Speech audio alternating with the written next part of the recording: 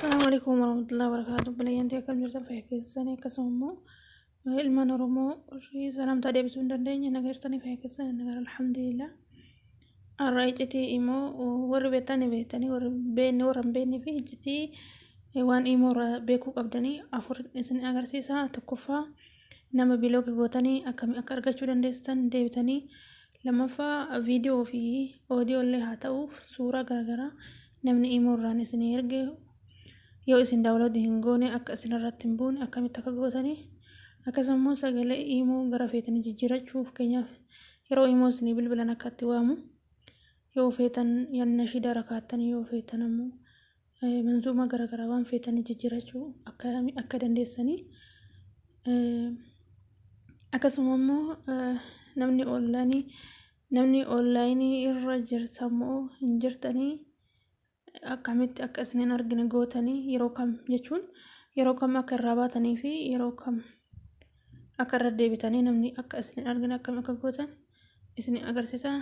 Nafaana tura sandura warri yuutuuba kiyyaa faarawaa taatan simbootu bu'aan sabskiraayib laayik sheer godhaa, warra hin beekne yuutuubii kan isin agarsiisa. Warri ammoo na jabeessaa sabskiraayib na gootanii na wajjin jirtan laayik sheerii gochuu hin dagatina. Galatoomaan isin jedha asumaan yuutuubii kiyyaan isin agarsiisa. Yuutuubii kiyya wanta guyyaa guyyaan irratti bu'u argachuudhaaf oonii gochuu qabdanii.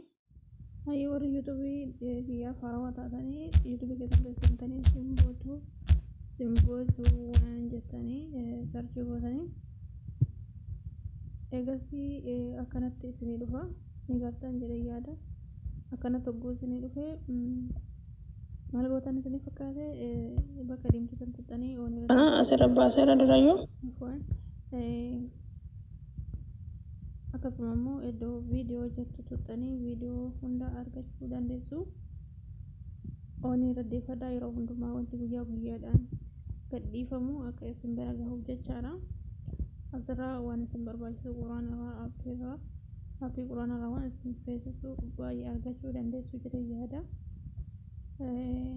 Inshallah amma gammaanii gara viidiyoo guyyaa har'aatti ittiin deeba. Yuutuubiin kiyya kana simbootu waan isa jarbana proofaayilis kan maachuudha. Inshallah amma gara babbaddee isin agarsiisa. Hayyee immoo keessan keessa erga seentanii harka bitaa irratti sarara sadiin kana dhooftanii kana isinii fida. Iddoo sittiin jettu sana tuttanii irra ol buttanii oluma ooftanii iddoo qulfii tana tuttanii eegas jalqaba irratti kan isin agarsiisu namni akka onlaayinii irra yeroo kam akka baatan yeroo kam akka irra seentan akka isin arginee fi iddoo isa jalqabaa kana tuttanii waguu tuxan kan jalqabaa kanarratti yoo dhooftanii namni hunduu isin argaa jechuudha. Kan lammaffaa kanarraa immoo yoo deebistanii namuma isin yookiin ammoo bilbila keessan keessa lakkoofsa isaa seef guutan qofa isin argaa. Kan sadaffaa irra deebistan ammoo nam tokkooyyuu yeroo isin irraa baatanii fi irra deebitan isin arguu hin danda'u jechuudha. Kan sadaffaa kanarratti deeffattan. Akkasuma immoo isa lammaffaa irra jiru kanallee noobadii irra deeffattanii jechuudha.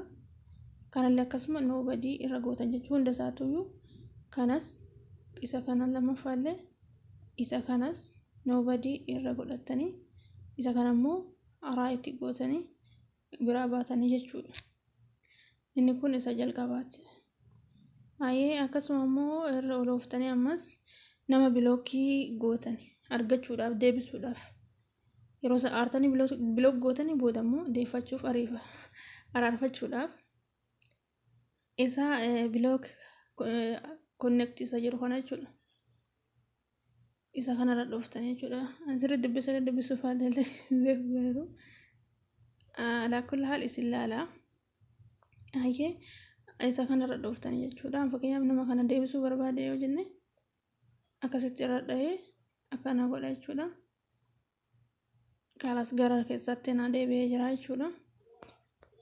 Maqaa isaa fudhadheetiin Hamzaa Adamidha. Maqaa isaa fudhadhee gara boodaatti deebi'een isin agarsiisa. Na dhufeera moo na dhufeen jiru isa jedhu jechuudha. Boodarra isin agarsiisa. inni itti aanu ammoo sagalee jechuudha. Sagalee jijjiirachuudhaaf sagalee imoodhaa yeroo isinii waamu as dhuftanii isa kanarra dhuftanii jechuudha. Eega dhuftanii as keessaa filattanii jechuudha. Kuni ka imooti. Isin ammoo ka feetan itti dabaluuf ka bilbila keessaa qabdan jechuudha. Fakkeenyaaf ka bilbila keessaa qabdan wanni haa ta'u wanta barbaadan jechuudha. Nashiida haa ta'u manzuumaa haa ta'u waan feetan aadii jettanii. Egaa aadii jettanii isin dhufaan amma keessaan qabuuf malee asitti isin ajajaa jechuudha.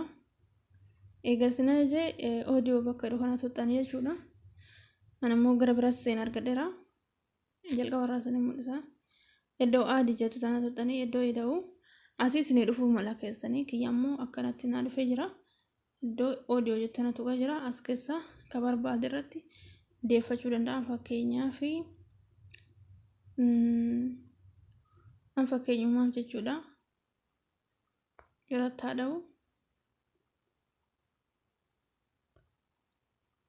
irra deebiseera jechuudha. Okay jettanii baatanii jechuudha. Booda immoo bilbila yoo namni isinii bilbila imo irratti irra isinii deebi'ee isinii jijjiirameera jechuudha.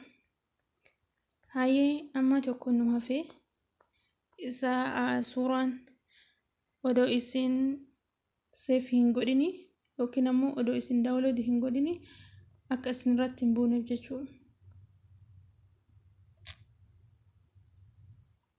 Isan isin agarsiisa na waliin tura. Hayyee obboleeyyan tiyyaa amma wanti dhumarraa isa dhumaa akka isinitti agarsiisu footoo fi viidiyoo oodiyoo garaagaraa yoo namni karaa imootii isinii erge akka bu'u yoo hin feene haga isin daawlood gootanitti akka isin irratti hin buune yoo feetanii as dhuftanii istirooji bakka jedhu yookiin ammoo isa suuraa miimoorii qabu kana irra dhuftanii akka isiniif bu'u yeroo hundumaa oduu isin daawlood hin godhini. Fakkeenyaaf isin onlaayinii irraa baatanii shabakaan banaa ta'e namni waan tokko isin erge isin hin argine garuu shabakaan banaadha. Namni waan tokko isin ergeera oduma isin daawlood hin godhini akka isin bu'u yoo barbaadani raayitii irra keettan akkasitti. Akka hin buune yoo barbaadan ammoo akka hin buune yoo barbaadan duwwaa keettani. Akka isin bu'u yoo barbaadan ammoo raayitii gootani. Raayitii gootanii biraa baatanii dhiistanii jechuudha akkasumatti. Yoo hin feene ammoo irraa kaastani. Duwwaa isaa jechuudha. Akka bu'u waan hin barbaannee fi duwwaa isaa keettan. Akka bu'u yoo barbaadan ammoo raayitii keettanii dhiistanii gara duubaatti deebitanii jechuudha.